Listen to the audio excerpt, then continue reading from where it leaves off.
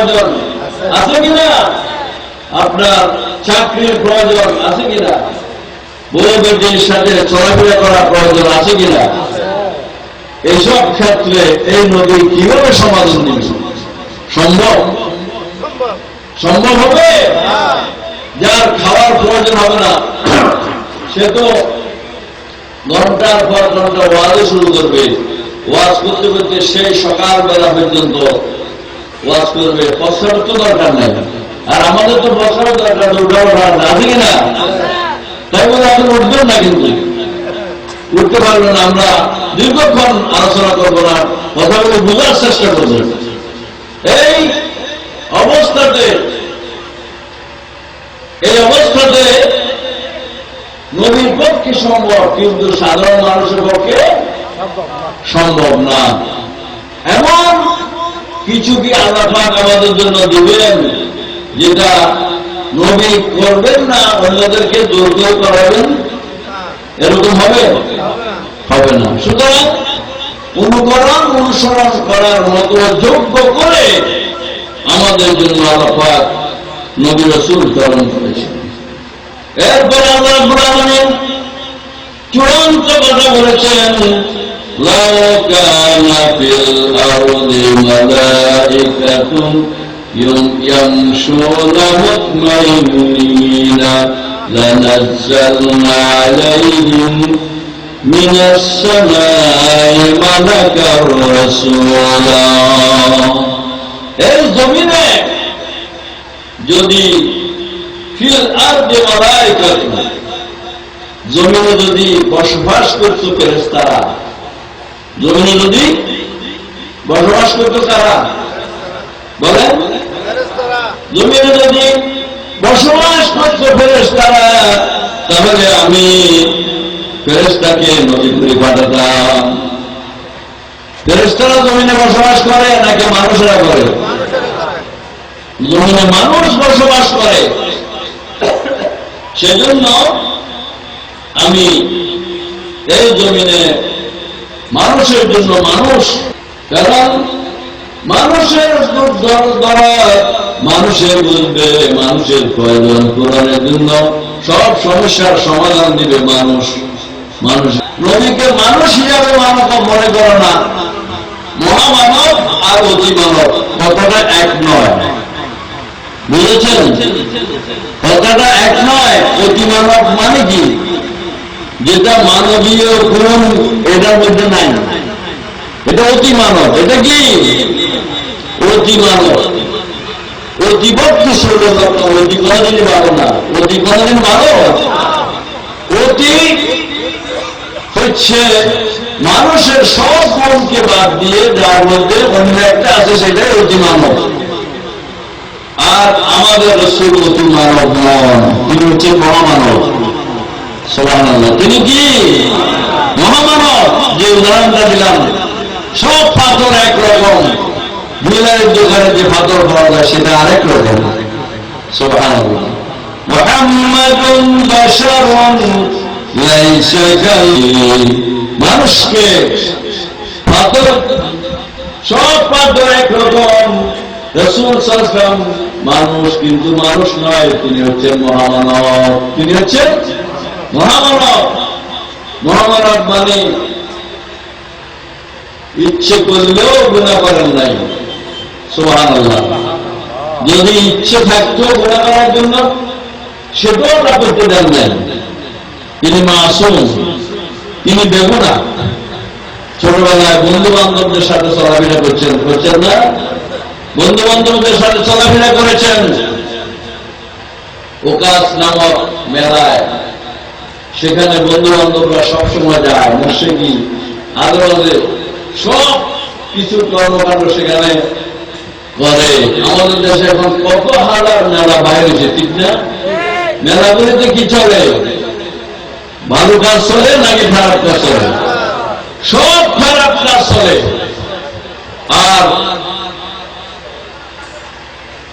নানা রকমের অশ্লীল কর্মকাণ্ড সব সেখানেই চলে। সেরকম মেলা রাসূল কারীম সাল্লাল্লাহু আলাইহি ওয়াসাল্লামকে যাওয়ার জন্য বন্ধুরা অনেক দিন থেকে বলতেছে যে এখানে একটা সুন্দর মেলা হয়, প্রতি বছর হয়, তুমি আমাদের সাথে যাওয়া। হুজুর কোনো সময় যান না, রাজি হন না। এদের বিরক্তি করার কারণে একবার রাজি হয়ে গেছে, একবার রাজি হয়েছেন, ঠিক আছে যাবো। যখনই বলেছেন যাওয়ার তারিখ দেওয়া হয়েছে, অতটায় যাব, ঠিক টাইমে আল্লাহ রাসূল ওই টাইমে রওনা করেছেন। সুবহানাল্লাহ। একটু যাওয়ার পরে হঠাৎ ওনার ক্লান্তি আসলো, বিশ্রামের প্রয়োজন হল। বিশ্রামের তিনি বসেছেন, মনে করছেন এই বিশ্রামটা করে আবার হাঁটা দেবে, যেখানে যাবে সেখানে।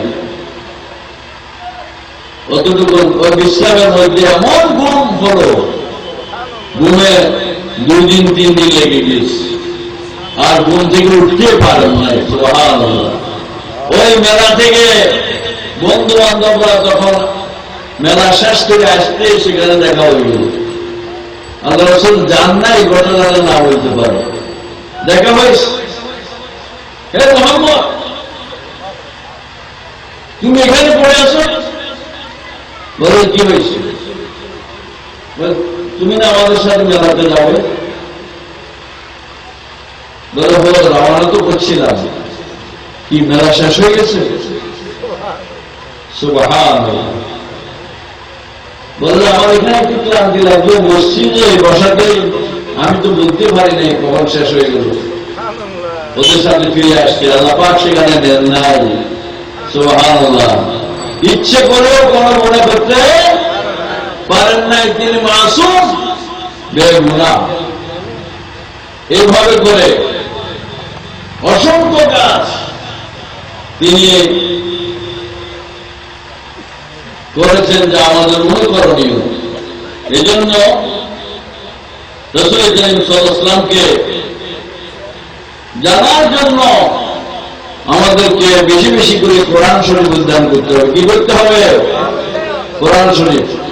আমাদের আম্মা জান হযরত খাদিজাতুল কুবরা, হযরত আয়েশা সিদ্দিকা রাদিয়াল্লাহু তাআলা আনহা, ওনার কাছে এক সাহাবী এসে বললেন যে আমাদেরকে আম্মা জান আমাদেরকে রাসূলের জীবনী শোনান। তিনি বললেন তোমরা কি কোরআন পড়ো না? বলে আমরা তো কোরআন পড়ি। তো কোরআন পড়তে রাসূলের জীবনে জানার জন্য আমার কাছে কেন আসলাম? কানা খুলুকুল কোরআন, রাসূলের জীবনী হচ্ছে কোরআনের জীবনী। সুবহানাল্লাহ। এজন্য কোরআনকে জানতে হবে।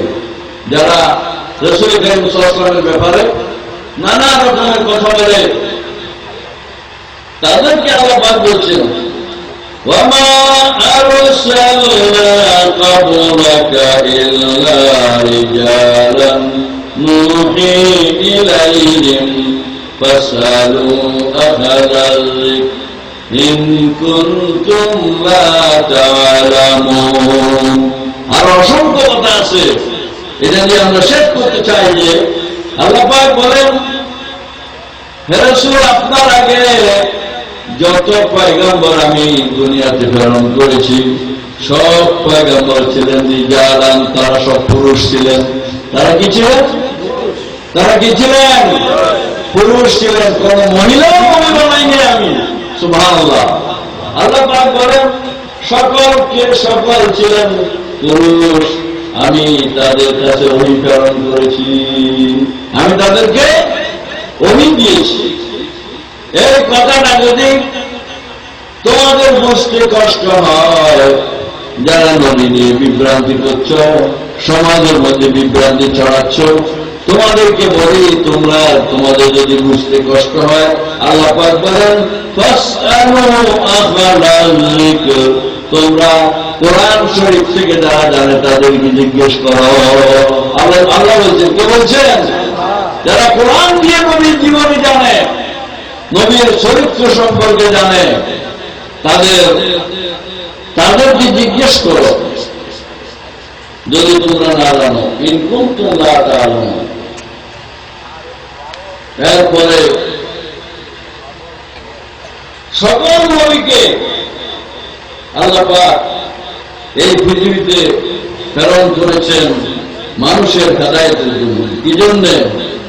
লাকাদ বা'আসনা ফি কুল্লি উম্মাতির রাসূলা আন ইউবুদুল্লাহা ওয়াজতানিবুত তাগুত। আমি যুগে যুগে যত পয়গম্বর নাযিল করেছি সবই সকলের মধ্যে আল্লাহ পাক বলেছেন তারা দুটি কাজ করেছে। একটা হলো আন ইউবুদুল্লাহ, আল্লাহর গোলামি করো, আর শয়তান থেকে বেঁচে থাকো, নবীর আনুগত্য করো এবং তাগুত থেকে বেঁচে থাকো। এ হলো প্রথম মর্যাদা, যার আলোচনা আরো অনেক সময় দরকার, কিন্তু সেদিকে আমি আর যাচ্ছি না। প্রথম মর্যাদা হলো নবীর সম্পর্কে নবীর পরিচয় লাভ করা। নবীর পরিচয় লাভ করা, তিনি সকলকে জানেন, বুঝেন, এবং তিনি এমন নয় যে হঠাৎ করে এসে কোথায় থেকে এসে তিনি আমাদের সামনে নবুয়তের দাবি করছেন, এরকম না। এরকম নাকি? এরকম না। সুতরাং তাকে অবশ্যই এভাবে জানতে হবে কোরআন থেকে। এরপরে দ্বিতীয় মর্যাদা হল নবীর আনুগত্য করা। নবীর আনুগত্য করা, রাসূল করিম সাল্লাল্লাহু আলাইহি ওয়াসাল্লামকে জীবনের সকল ক্ষেত্রে আনুগত্য করতে হবে, সকল ক্ষেত্রে নবীকে মেনে চলতে হবে, ঠিক কিনা? এখানে কোন রকমের ব্যতিক্রম করা যাবে না। আল্লাহ রাব্বুল আলামিন বলেন, ওয়া মা আরসালনা মির রাসূলিন ইল্লা লিয়ুতা'a বিইজনিল্লাহ। আমি যুগে যুগে পয়গম্বর প্রেরণ করেছি, আমার রাসূল প্রেরণ করেছি এই জন্য যে আল্লাহর অনুমতি ক্রমে, লিয়ুতা'a বিইজনিল্লাহ, আল্লাহর অনুমতি নিয়ে রাসূলের আনুগত্য করার জন্য, রাসূলের আনুগত্য করার জন্য। জীবনের সকল ক্ষেত্রে আনুগত্য হবে কার? কার আনুগত্য হবে বলেন? আল্লাহ রাসূলের। রাসূল সাল্লাল্লাহু অনুসরণ অনুকরণ আমাদেরকে করতে হবে। রাসূলের অনুকরণ করার মাধ্যমেই আল্লাহ রাব্বুল আলামিনকে পাওয়া যাবে। আল্লাহকে পেতে হলে রাসূলের অনুসরণে আমাদের করতে হবে। এই রাসূল করিম সাল্লাল্লাহু আলাইহি ওয়াসাল্লামের ক্ষেত্রে আল্লাহ পাক বলেন, মান ইউতি'র রাসূল ফাকাদ আতা আল্লাহ। আমার রাসূলের অনুসরণ যারা করবে সে যেন আমার অনুকরণ করবে। সে কার অনুকরণ করলো? আল্লাহর অনুসরণ, আল্লাহর অনুকরণ করবে। সুতরাং আল্লাহ রাব্বুল আলামিনের অনুসরণের ক্ষেত্রে আমরা কোন রকমের নিজের মত প্রকাশ করতে পারবো না। আল্লাহ হুকুম যেখানে, সেখানে আল্লাহ হুকুমটাকেই যথাযথভাবে মেনে চলতে হবে। মা কানা লিমুমিনিন ওয়ালা মুমিনাতিন ইযা কাদাল্লাহু ওয়া রাসূলুহু আমরান আয়াকুনা লাহুমুল আমরু ফি মিন খিয়ারাতিহিম। আল্লাহ পাক বলেন, কোন মুমিন পুরুষ, কোন মুমিন মহিলার এই অধিকার নাই যে আল্লাহ ও তার রাসূলের পক্ষ থেকে কোন কিছুকে কোন হুকুম করা হলে নিজের মত ছাড়ানোর কোন অধিকার কারো নাই, কোন অধিকার কারো নাই। এমন নবী আল্লাহ পাক আমাদেরকে দিলেন যে নবী হাত উঁচু করলে দোয়া কবুল হয়ে যায়। সুবহানাল্লাহ। হাত উঁচু করলে দোয়া কবুল হয়ে যায়। হাত উঁচু করে লাগে না। কোন কোন ক্ষেত্রে নিজের মন থেকে কিছু বললেই আল্লাহ পাক কবুল করে ফেলেন। সুবহানাল্লাহ। আমরা দেখতে পাই যখনই বাইতুল মাকদাসের দিকে আল্লাহ রাসূল ওদিকে ফিরে নামাজ পড়তেন, যখনই বাইতুল মাকদাসের দিকে নামাজ পড়তেন, সেখান থেকে মন ছাড়ছে একটু বাইতুল্লাহর দিকে নামাজ পড়ার জন্য। কোন দিকে? বাইতুল্লাহর দিকে। বাইতুল্লাহর দিকে ফিরে নামাজ পড়ার জন্য মন ছাড়ছে, আকাশের দিকে তাকাচ্ছে। قد نرى تقلب وجهك في السماء রাসূল করিম সাল্লাল্লাহু আলাইহি ওয়াসাল্লাম আকাশের দিকে তাকাচ্ছিলেন। আল্লাহ পাক বলেন কাদ নারা তাকাল্লুবা ওয়াজহিকা ফিস সামা, হে রাসূল আপনি আকাশের দিকে তাকাচ্ছেন আমি দেখতে পাচ্ছি। সুবহানাল্লাহ সুবহানাল্লাহ, আমি আপনি আকাশের দিকে তাকাচ্ছেন আমি দেখতে পাচ্ছি। আপনি আকাশের দিকে তাকাচ্ছেন, কেন তাকাচ্ছেন তা আমি বুঝে গেছি। ফালানুওয়ালিয়ান্নাকা কিবলাতান তারদাহা, আপনার ইচ্ছা অনুযায়ী কামনা করে নেন। ফাওয়াল্লি ওয়াজহাকা শাতরাল মাসজিদিল হারাম, আপনি হারাম শরীফের দিকে মুখটাকে ফিরে গেলেন। সুবহানাল্লাহ। রাসূল করিম সাল্লাল্লাহু আলাইহি ওয়াসাল্লাম জোহরের নামাজ বা আসরের নামাজে 2 রাকাত নামাজ পড়েছিলেন, বাকি আর 2 রাকাত ওইদিকে থেকে হেঁটেই বাইতুল্লাহর দিকে ফিরে নামাজ পড়ছেন। সুবহানাল্লাহ। সাহাবা کرام রাসূল করিম সাল্লাল্লাহু আলাইহি ওয়াসাল্লামকে দেখে ওইদিকে মুখ ফিরে ফেললেন। তাহলে আল্লাহ পাক এমন নবী দিয়েছেন যেটা হাত উঁচু করার মনে মনে বললে দোয়া কবুল হয়ে যায়, এমন নবী আল্লাহ পাক দিয়েছেন। সালাতুন ইয়া রাসূলুল্লাহ আলাইকুম,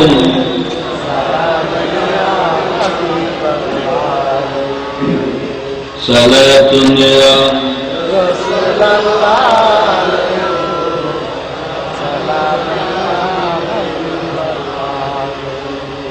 সালাতুন ইয়া রাসূলুল্লাহ আলাইকুম সালাতুন ইয়া হাবিবাল্লাহ। এজন্য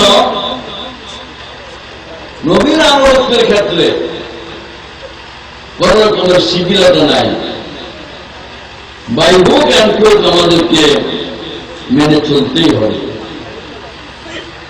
আল্লাহ রাব্বুল আলামিন তার অনুসরণের জন্যই তাকে এত মর্যাদা দিয়েছেন আল্লাহ পাক। আল্লাহর পরেই রাসূল করিম সাল্লাল্লাহু আলাইহি ওয়াসাল্লামের মর্যাদা। কবি এই জন্য বলছেন যে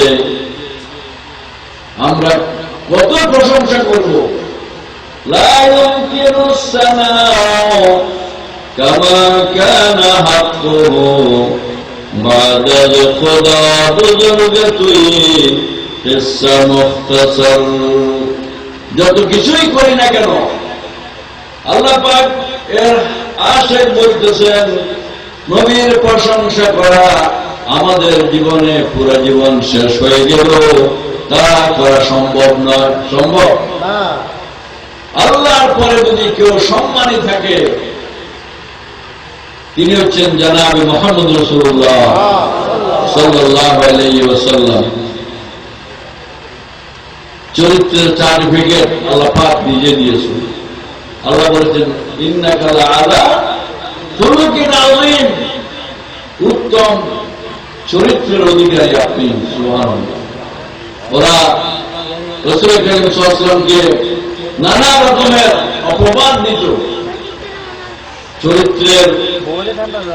চরিত্রের ক্ষেত্রে চরিত্র একরকম হচ্ছে আল্লাহ পাকের হাবিবের, তিনি বাইরে যেমন ছিলেন ভিতর কিছুটা অবনতি হয়েছে। Character loss, everything loss. চরিত্রের যদি কোনো ক্ষতি হয় একদম শেষ হয়ে গেল, আর তার থাকার মতো কিছু নাই। এই জন্য চরিত্র হলো আসল। দুনিয়ার মানুষের যাদের অনুসরণ আমরা করে চলছি, এদের চরিত্র দুই রকম, মানুষের সামনে একরকম, ভিতরে আরেক রকম।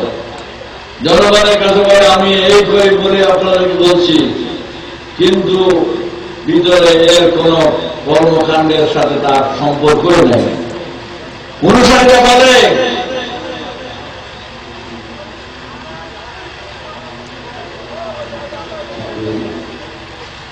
ওরাই বলে যে আমরা মানুষের সাথে এরকম এই অনুসারীরা যারা অনুসরণ করে চলছে তাদের হাসরের ময়দানে এইসব নেতাদের সাথে দেখা হয়ে যাবে। নেতাদের সাথে কি হবে? দেখা হবে। ওই নেতারা তখন বলবে, নেতাদেরকে দেখি বলবে, فقال الضعفاء للذين استكبروا إنا كنا لكم تبعا لا شيء। হাসরের ময়দানে যখন ওসব দুর্মুখী নেতাদেরকে দেখে বলবে, দুনিয়াতে যাদের অনুসরণ করে চলেছিল, নবীর অনুসরণ বাদ দিয়ে যাদের অনুসরণ করে চলেছিল, তাদেরকে যখন দেখবে তখন তাদেরকে বলবে যে দুনিয়াতে তোমার অনুসরণ করে চলছিলাম, আমরা তো বিপদে পড়েছি, এখন তুমি আমাদেরকে কোনো উপকার করতে পারবে? সেসব নেতারা তখন বলবে, আমি যদি বাঁচতে পারতাম তোমাদেরকেও বাঁচাতে পারতাম।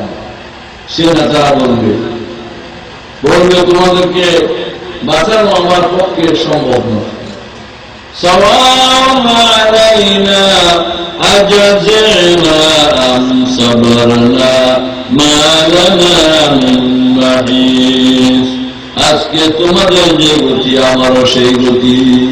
সেই নেতারা বলবে আমরা তোমাদেরকে বাঁচাতে পারবো না। এরপরে যখন জান্নাত জাহান্নামের ফয়সালা হয়ে যাবে, ওই নেতারা সামনে আসে বলবে, ওয়াকাল আশ-শায়তান লাম্মা কুদিয়াল আমর ইন্নাল্লাহা ওয়া'আদাকুম ওয়া'দাল হক ওয়া ওয়া'আদতুকুম ফাআখলাফতুকুম। ওই নেতারা বলবে আমাদের সাথে, আমরা তোমাদের সাথে একটা ওয়াদা দিয়েছিলাম, আল্লাহ তোমাদের সাথে ওয়াদা দিয়েছিল, আল্লাহ পাক আমাদের সাথে ওয়াদা দিয়েছেন, আমি রাসূল প্রেরণ করেছি, তার অনুসরণ অনুকরণ করো।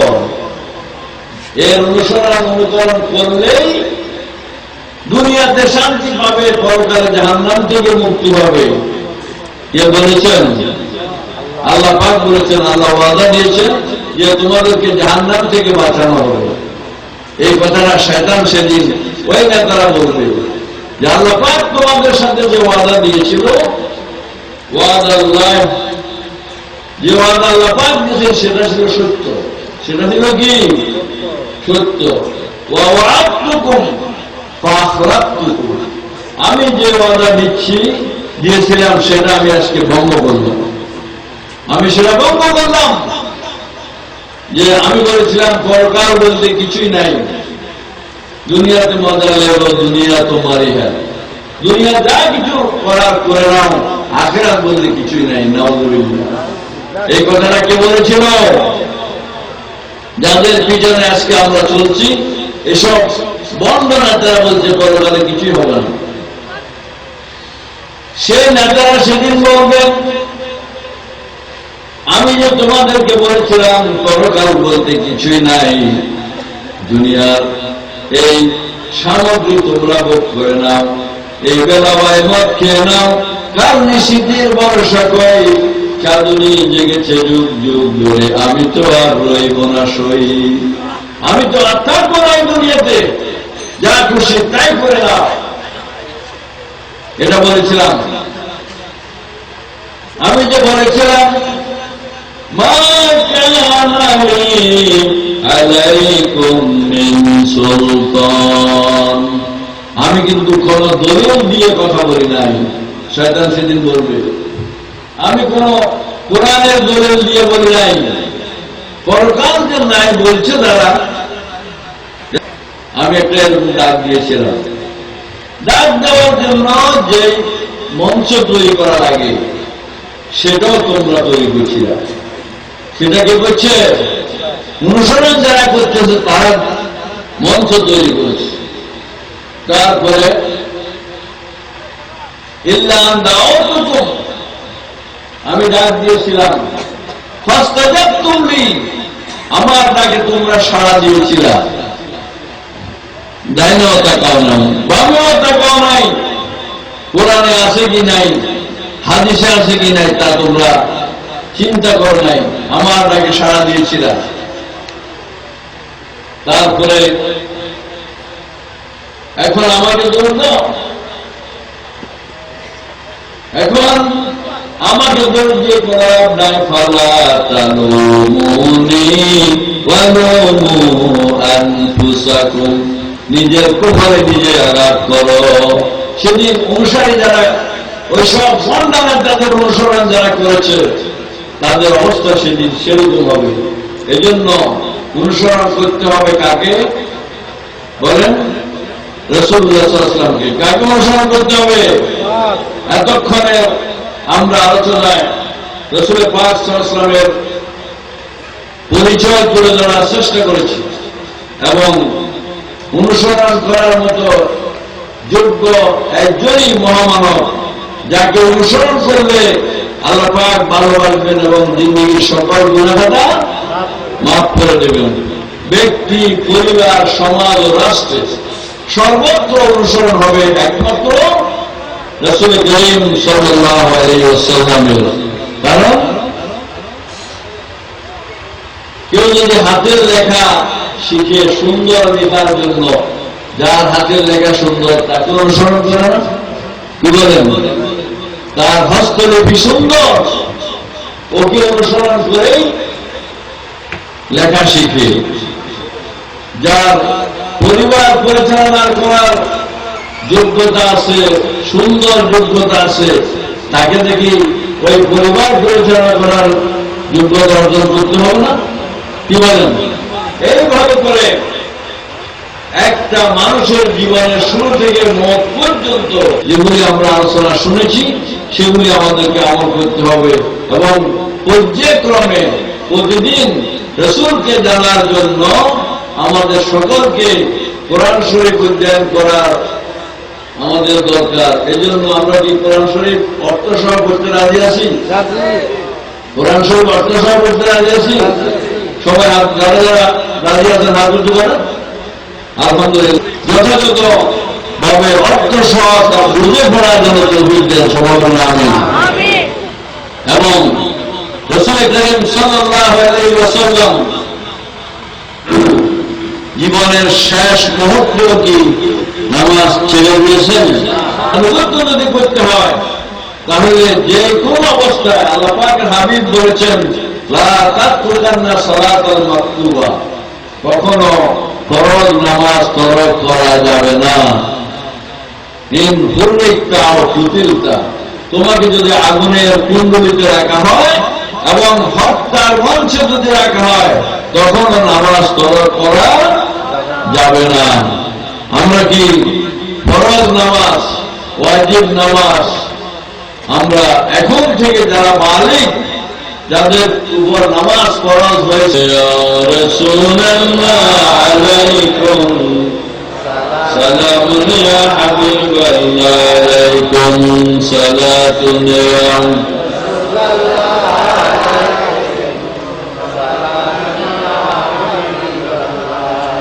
সালাতুন ইয়া রাসূলুল্লাহ আলাইকুম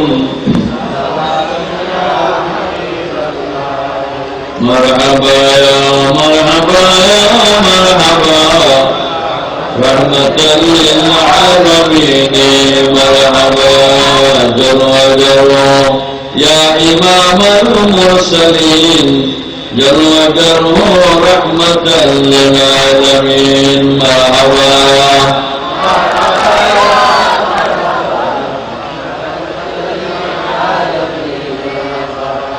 جلوہ گر ہو جلوہ نور خدا جلوہ گر ہو یا محمد مصطفیٰ یا نبی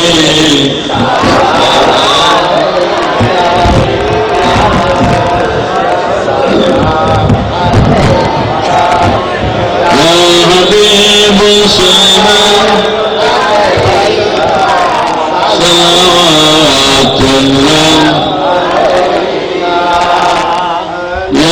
رسول الله حبيب الله بدرادك تمنى سلام يا رسول يا حبيب سلام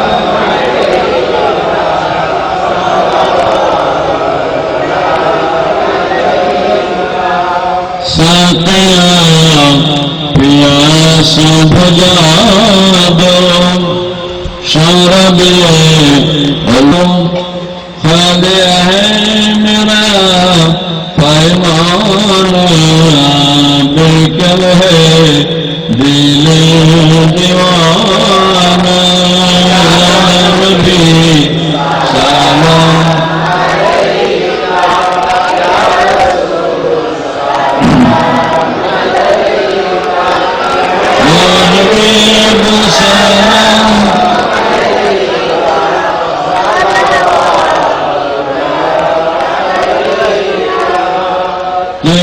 شرب کی بسیاں دکھیاروں کی دکھ سنائیاں